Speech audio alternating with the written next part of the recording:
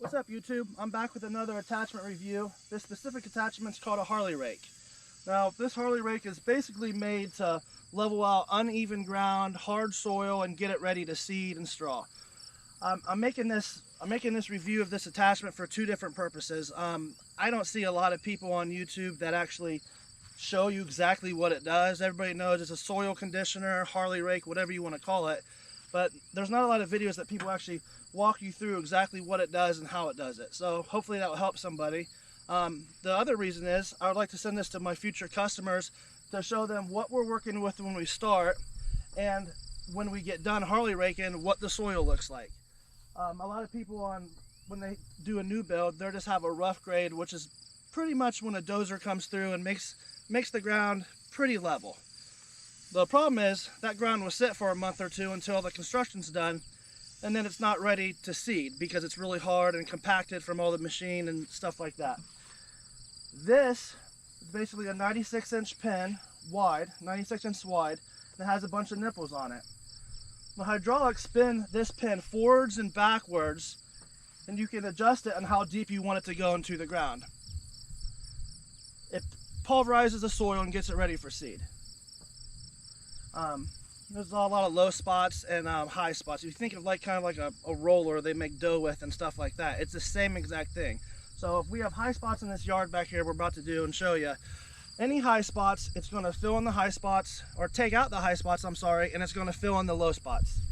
So I'll give you a closer up look at it, but we're getting the skid steer here in just a second and go ahead and start doing our job here. So here's the pin, and you can see all those nipples on there. It does have, this specific one does have a angle cylinder, which is located right here. That allows you to windrow, push debris left or right.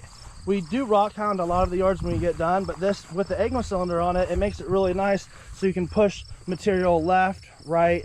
You can actually, if you have a really low spot, you can push 5-6 inches of material in front of you, angle it, and get exactly where you need it to go. I'm using it on a 325G. I will say I have a 317G as well. The flow for the hydraulics is only 16 gallons per minute on the 317. This one is 22 on standard flow and 32 on high flow. I'm able to run high flow through this attachment because per the specs of the manufacturer, this the pump on here is good enough, or the motor I should say, is good enough to handle up to 35 gallons a minute. So it works, I would say, twice as good, because this machine, the 325, has twice the flow as the 317. Now I used the 317 for the first 2 years, then got this machine, and it's night and day. I actually have the same exact quick attach Harley rake, but it's a foot shorter, that I use on my 317. If you put this bigger 96-inch one on there versus the 84-inch one on the 317, it doesn't want to spin it fast enough, and it takes you a really, really long time. So let's jump in the cab. I'll take some videos of me doing this, and I'll kind of go over the soil here as well before I jump in there and kind of show you exactly what it's going to do. All right, before I jump in there and show you exactly how it works, I just want to kind of show you what we're working with. So this is about an acre around this new build we have here, and there's a lot of dirt we had to move around the concrete porch in order to slope it away and get the drainage the way we want it to, get water away from your foundation. Everywhere else that hasn't been driven on during this construction period is pretty much, this is a hayfield. It's a 12-acre hayfield. The customer only wanted 1 acre around the house that he has to mow, and the rest is going to stay a hayfield. So if you look a little closer at this, when they plant this hay, I don't know if you can see this, but there's rows through here. I don't know if this helps you see it any better. And this is the electric line we dug in. That's kind of settled, so we'll fill all that back in. So one of the first things we did before we do any of this final grade is we want to go ahead and spray what's here right now. The reason being is, if you don't spray it and you just come through and Harley rake this and then seed, what's going to happen is whatever that was there before is going to grow faster than your seed allows it to germinate, which is about 14 days for tall fescue. So if we don't kill this first, or Harley rake it, it'll look good for the customer, but unfortunately what will come back before the tall fescue is able to germinate, which would be would be all the weeds that are already here right now. So all this has been sprayed. You see most of it's yellow. We have a couple that didn't die all the way, but this also only got sprayed 4 days ago. So it's down in the root system. It'll take it all out. So we use 52% glyphosate, and we mix that in the sprayer, and we come out and spray all of our jobs before we do them. So let's go ahead and jump in the cab, and we'll take a look at what this thing can do. Like I said, I just wanted to show you a kind of a before video of what we're working with, and you'd be pretty surprised at how fast it pulverizes stuff up and gets it ready to seed. Alright, I'm probably going to voice over the rest of this video just because it's turned all the way down right now, and when I turn the machine up it gets really loud. I just wanted to show you right here how this pin moves back and forth. So that's with low power, that's with high power, and then that's on the high flow. So you can go forwards, I'm gonna turn high flow off, forwards, backwards. While you're moving forward, you want the pin to be moving away from you like that. When you're moving backwards, you want the pin to be moving towards you or flipping back towards you. The reason is, as you're flipping, let me turn this down, if you're going forward, you want to flip in this way. It throws everything out in front of you. If it gets too big of a pile in front of you, it'll flip it back around the top and throw it behind the pin and level everything out. It's kind of hard to explain or to even understand if you've never used it or seen it happen, but hopefully this video will help you kind of visualize it.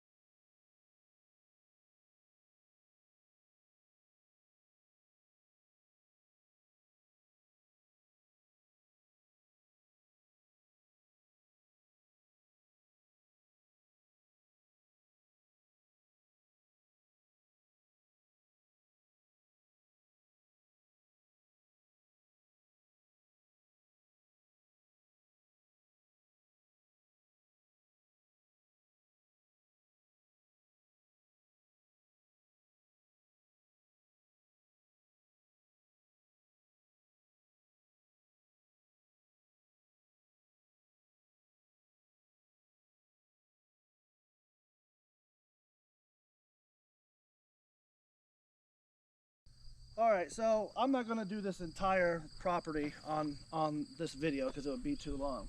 But I just wanted to show you kind of what it does. So that's your first pass, and it's probably, in my opinion, the most annoying pass because it takes the longest. So we probably just dug up, I would say, about 2 inches deep. And you can adjust that by when you put your front wheels in the ground, put it in float mode, then you can adjust with your right hand, or well, depending on if you have foot controls or hand controls. Most newer ones are hand controls, but you can adjust the depth by lifting this up and down. So the first pass is about 2 inches, I would say, and that's about as deep as we want to go. And you can look at this. So that just went from completely hard soil with grass and hay and everything grown into it, to that in one pass. Now that probably took me, I don't know, probably 10 minutes. So the first pass gets everything fluffed up into the top, and you got to take more time, and it's kind of annoying because of how long it takes.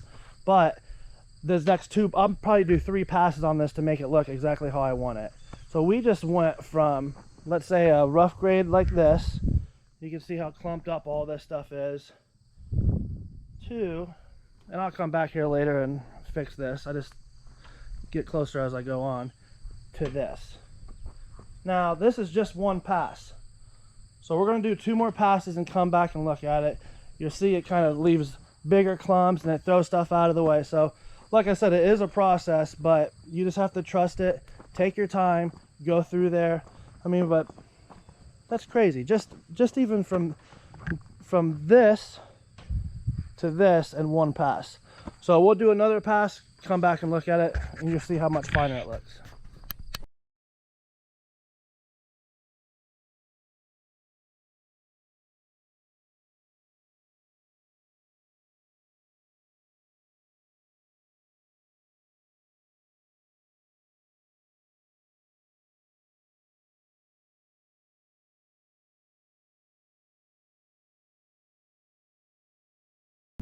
All right, real quick, we just did the second pass through here. You can see a little bit of a difference. And now you can see even more of a difference between what we started with and what we have now. So, first pass deep, second pass we lift it up a little bit, third pass we're going to lift it up almost all the way to only thing that it's going to be doing is taking out, and you can see this is a little windrow right here. It's about 3 inches tall. But as you can see, that's ready to seed. And really, we have a it's called a super seeder that would actually take out all these windrows anyway, but just because I like it to look really good for my pictures I post and stuff, we'll go ahead and run through it one more time, and we'll get all these windrows out of here and then show you, and then be pretty much it. Alright, before I do my final third pass, I kind of want to explain, at least for this specific Harley rake, how I set it up and how I use it. So, you got to get in the dirt. I always take and I put my wheels down first. So my wheels are the only thing touching the ground. I put it in float mode by pushing down. Now, I don't know if you can see right here on the bottom, it's in float mode. So if I go forward and backwards, it's going to float with the contour of the ground or the land. While that's spinning, I don't know, you can't barely see if you look right here, I can push it down and I can push it up. So, right there is probably an inch off the ground. I'll pretty much almost run it just like that to where those nipples are barely touching the ground for the final pass to evenly like disperse all of the dirt that's left in the windrows. But when I first start, I put it down. Almost sometimes I do it until you see the tires come off the ground right there. Sometimes I almost do it to where the tires come off the ground to dig really deep. But like I said, so first you want to dig deep, tires barely on the ground. Second pass, a little bit less deep. And then the final pass, we're barely touching the ground just to throw things back and forth and make it level.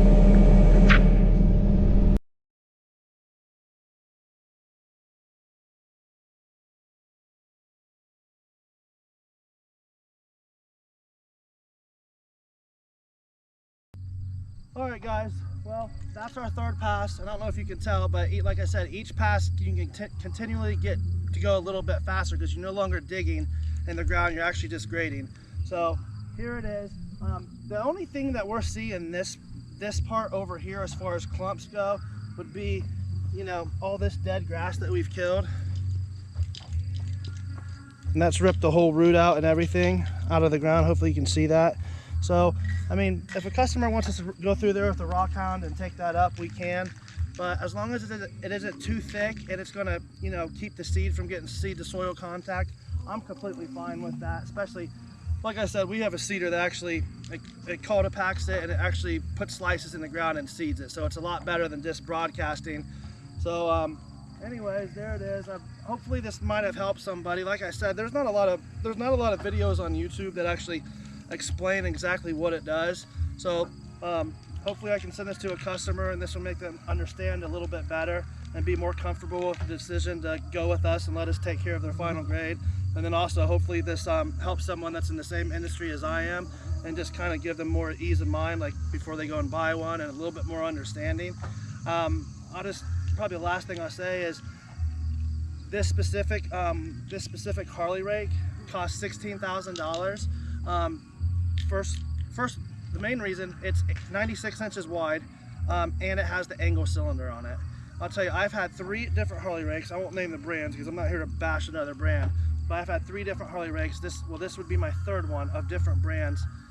Quick Attach, Erskine, if that's even how you pronounce it, is by far my favorite. So I actually have 2 of these for full-size skid steers, and I have one for the mini skid steer. And maybe one day I'll make a video on the mini, but it does the same exact thing as this does. It's a lot smaller. It's only 48 inches wide, and you're standing on top of a machine and sitting down in one. But anyways, thanks for everybody for watching. Let me know if you have any questions or you know, any questions you have anything about. So I appreciate it.